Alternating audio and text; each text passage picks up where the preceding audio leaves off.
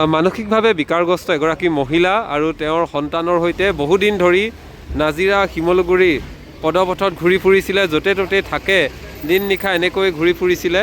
বিশেষকৈ শিমলুগুৰিৰ পৰা এতিয়া নাজিৰাত বহুদিন ধৰি এইদৰে থকা দেখিবলৈ পোৱা গৈছিলে। আৰু তাৰ পাছতেই বহু মানুহে চৰকাৰক তেওঁলোকে অনুৰোধ জনাইছিলে বা প্ৰশাসনক অনুৰোধ জনাইছিলে। আৰু ইয়াৰ পাছত বৰ্তমান সময়ত হিউমেন ৱেলফেয়াৰ ছ'চাইটিয়ে তেওঁলোকক ইয়াৰ পৰা উদ্ধাৰ কৰি লৈ গৈছে।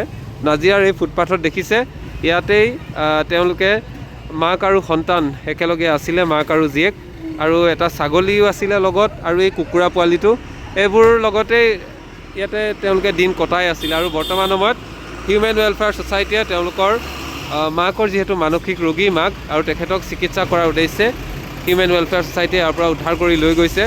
আৰু কেতিয়াবা মানে মানসিক অৱস্থাত থকা এগৰাকী মানুহ কিদৰে থাকে আপোনালোকে নিশ্চয় বুজি উঠিছে।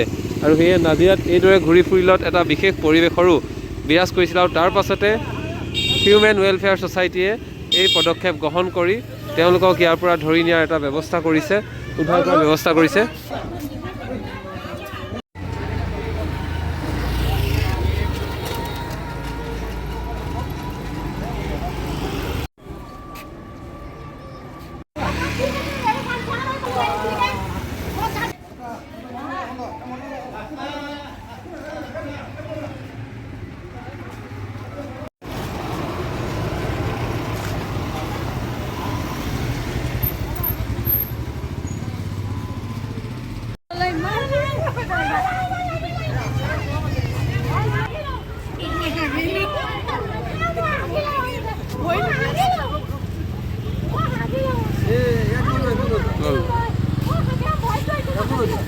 আৰু অকণমানিজনীয়ে যিটো কুকুৰা পোৱালিৰ লগত খেলি আছিলে, কুকুৰা পোৱালিটো, আৰু এয়া ছাগলীজনী, সেই ছাগলীজনীৰ লগতো খেলি আছিলে।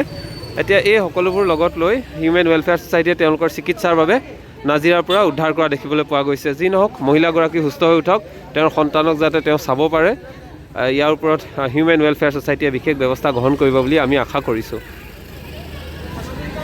আপোনালোকে সকলোৰে জ্ঞাত, নাজিৰা এই আমোলাপট্টি অঞ্চলত প্ৰায় 2 মাহমানৰ পৰা মই গম পোৱা মতে এগৰাকী মহিলা আৰু এটা শিশু লৈ পেলাই এই শীতৰ আগমন ঘটিছে। তেনেকুৱা এটা অৱস্থাত পদপথত দিনে নিশাই ইয়াতে বিচৰণ কৰা দেখা পাইছোঁ। আৰু ইয়াৰে যি ৱাৰ্ড কমিশ্যনাৰ আছে, আমাৰ নাজিৰা প্ৰশাসন, জিলা প্ৰশাসনৰ ফালৰ পৰা মোক ফোন যোগে মোক জনোৱা হৈছিলে।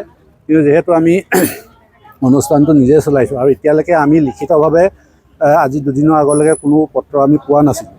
আৰু মেণ্টেল একমতে আমি এখন পত্ৰ পাব লাগে, আৰু সেই আবেদনখন আমি পালোঁ নাজিৰা ৰাইজৰ হৈ, আৰু ৱাৰ্ড কমিশ্যনাৰসকলেও তাতে স্বাক্ষৰ কৰিছে। আজি সেইমতে আমি আহি পেলাই আজি মহিলাগৰাকী আৰু শিশুটোক আমি আমাৰ যিটো মহিলা পুনঃসংস্থাপন কেন্দ্ৰ জ্যোতিগৃহলৈ আজি লৈ যাম, তাতে তেওঁৰ চিকিৎসাৰ ব্যৱস্থা কৰিম।